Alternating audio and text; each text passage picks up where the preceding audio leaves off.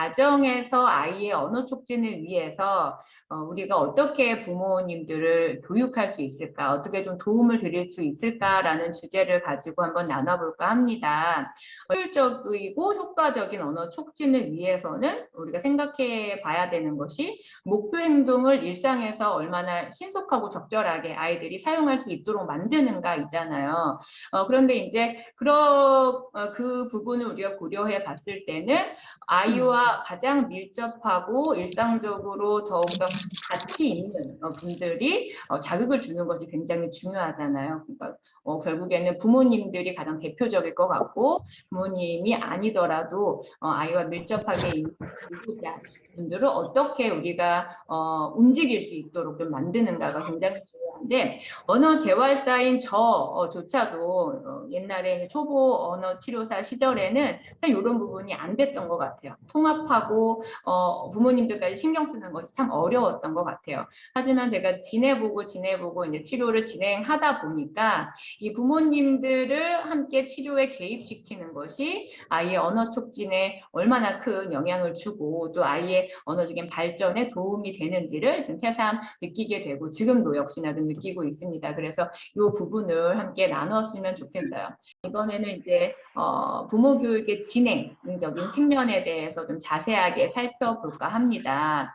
아이가 먼저 처음 오게 되면 부모님과 아이가 처음 와서 평가를 하게 되죠. 평가를 한 이후에 이제 그 다음 치료 세션에 오게 되시잖아요. 오게 될 때 그 평가에 대해서 아이에 대해서 나누는 시간이 있을 거예요. 근데 이 시간이 정말 중요한 시간입니다. 정말 중요한 시간이 왜 그러냐면 첫 단추를 깨는 그런 시간이기 때문이에요. 이 시간 동안 아이에 대해서 전반적인 어떤 상태를 어머님한테 소개를 해드려야 되고 또 어떠한 방향성으로 나아갈 것인지를 확실하게 이제 알려드리면서 신뢰를 조금 형성을 해야 되거든요. 근데 부모님과의 신뢰 형성이 굉장히 중요해요.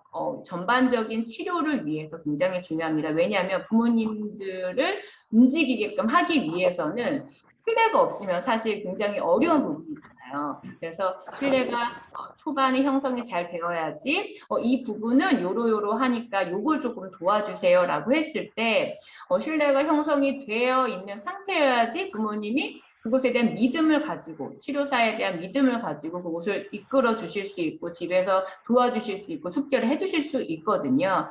때문에 부모와의 신뢰 형성이 초반에 굉장히 중요합니다. 부모와의 이러한 신뢰가 형성이 되게 되면 이제 지금 아이가 이러한 상태니까 이렇게 조금 해주셔야 돼요. 부모님께서 집에서 요거 좀 도와주셔야 돼요. 이렇게 동기를 부여해 주셔야 됩니다.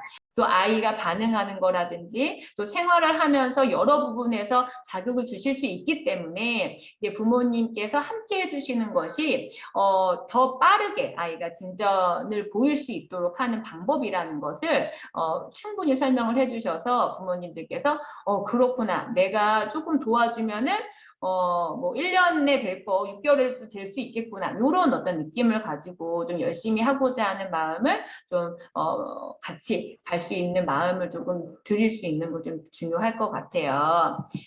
그래서 그 다음에는 이제 동기부여까지 좀 됐다. 그러면은 우리가 구체적으로 부모님한테 어떠한 내용을 이제 설명을 해드리고 알려드려야 될 것인가. 집에서 아이랑 함께 있을 때 어떤 부분에 좀 초점을 맞출 수 있도록 해 주어야 될 것인가를 생각해 봤을 때 크게 루틴과 놀이 측면을 설명해 주시면 좋을 것 같아요. 제 생각에는 참 루틴만큼 효과적으로 언어 촉진을 해줄 수 있는, 언어를 자극해 줄 수 있는 그런 기회도 참 드문 것 같아요. 루틴 참 좋은 기회라고 생각을 해요. 왜냐하면 계속적으로 의도하지 않아도 반복을 할 수 있잖아요. 그렇죠?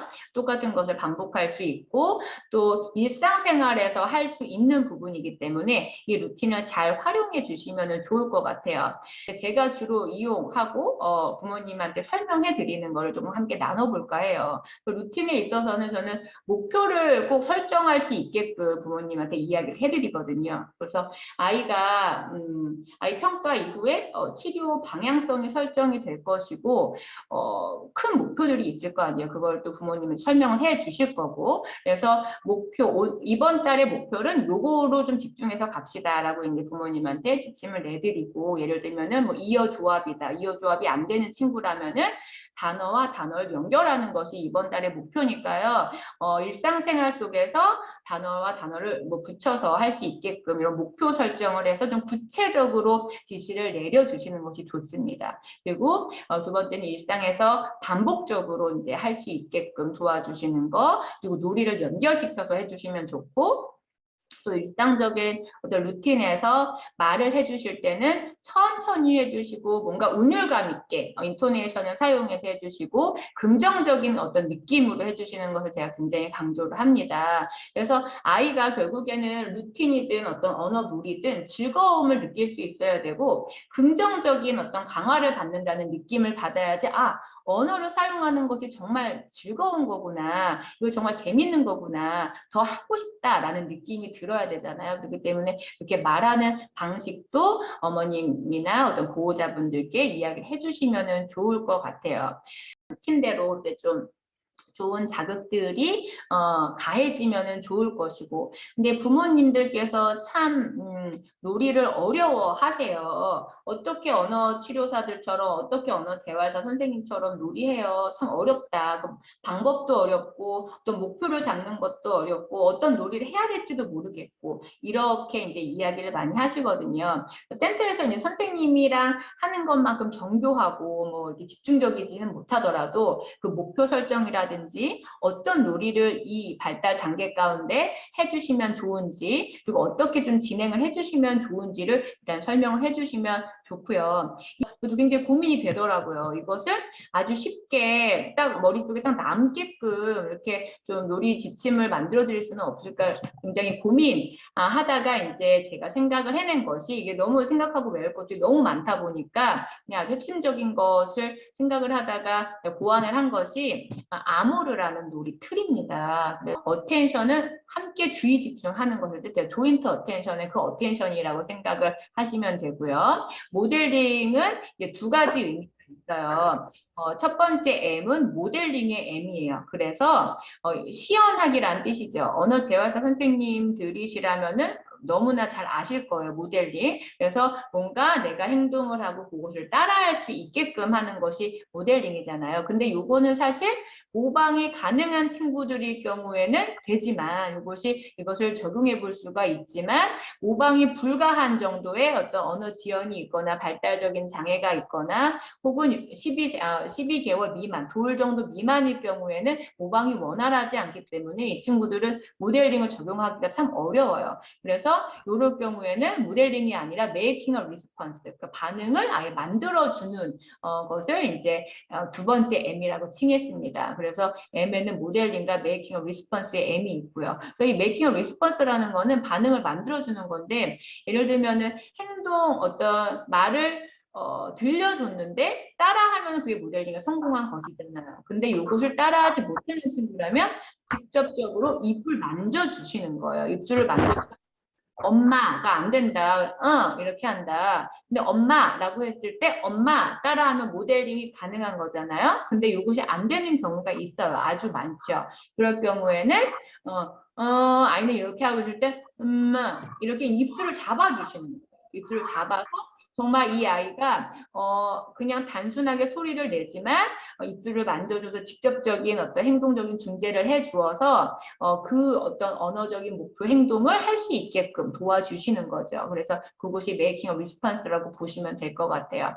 그리고 이제 O는 opportunity의 O예요. 우리가 이제 모델링을 하고 making a response를 하고 아이가 따라와 주잖아요. 뭔가 반응을 해주잖아요. 근데 사실은 요거는 굉장히 자연스럽지 못하죠. 왜냐하면은 뭔가를 따라하는 거고 만져줘서 하는 거니까 자연스럽지 못한 상황이잖아요. 그래서 결국에는 우리가 언어 목표를 이끌어낼 때는 일반적인 상황에서 자발적으로 내가 무언가를 언어 목표를 행동을 했을 때 그것이 습득이 되었다고 보는 것이잖아요. 그렇기 때문에 이것이 잘 될 수 있도록 모델링을 충분히 해준 다음에는 그 기회를 많이 만들어 주시는 것이 필요하겠죠. 그리고 마지막은 리스판시브 액션의 R인데요.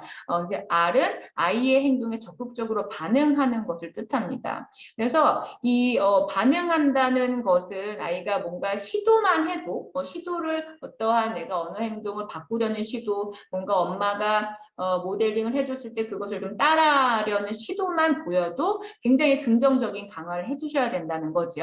그러니까 칭찬을 해줄 수도 있고, 또 놀이 상황이라면 뭐 피규어 놀이 상황이라면 상대 피규어가 상대 그 아이가 했던 것에 대한 적절한 반응을 해주실 수도 있겠죠. 그래서 그것이 이제 적극적으로 반응하는 익스판시브 액션이라고 볼 수가 있습니다. 그래서 이제 루틴과 놀이 방법을 설명을 해드렸어요. 그 다음에는 이제 부모님께서 집에서 열심히 하실 거 아니에요? 그 놀이든 루틴이든 배운 것에 대해서 열심히 하실 텐데 이것에 대해서 그 다음에 이제 치료 와서 나누는 시간을 가져야 돼요. 여기서 멈춰버리면 안 되고 부모님 내가 이제 숙제 내드렸으니까 이제 끝 이게 아니라 저번 시간에 숙제 내드린 것에 대해서 한번 해보시라고 말씀드린 것에 대해서 아이의 반응이 어땠는지 부모님께서 어려운 점은 없으셨는지 그런 점이 있다면은 체크를 해서 이제 선생님한테 이야기를 해주시면 물어보시면 그것에 대해 대답을 해주실 수도 있고 또 자가 체크리스트 같은 것을 제공하여 드릴 수도 있겠죠. 뭐 예를 들면은 아이가 쳐다보고 있는 것에 잘 쳐다봤나요? 뭐 조인트 어텐션을 잘 이끌어 주셨나요? 모델링을 잘 해주셨나요? 기회를 적절하게 주셨나요? 그런 것들에 대해서 체크리스트를 만들어서 체크할 수 있게끔 해주셔서 부모님께서도 자신들이 아이랑 놀아주시거나 아니면 일상을 나눌 때, 일상을 같이 할 때 어느 정도로 내가 자극을 줬지? 내가 이 부분은 잘했는데 이 부분은 좀 부족했네? 요거를 스스로가 느낄 수 있도록 해주셔도 좀 좋은 방법일 수 있을 것 같아요. 결국에는 우리가 저희가 언어 재활사 입장에서 센터 내에서 치료하는 것도 굉장히 중요하지만 이거보다 훨씬 더 효율적이고 효과적인 방법은 부모님을 움직이게끔 만드는 것. 그래서 우리와 부모님께서 함께 파트너로서 아이의 언어적인 목표를 달성하게끔 하는 것입니다. 그래서 이 부분을 저희도 숙지를 하고 부모님께도 이렇게 해야지 아이가 더 빠르게 또 효과적이고 효율적으로 즐겁게 배울 수 있다는 것을 알려주시면 좋을 것 같아요.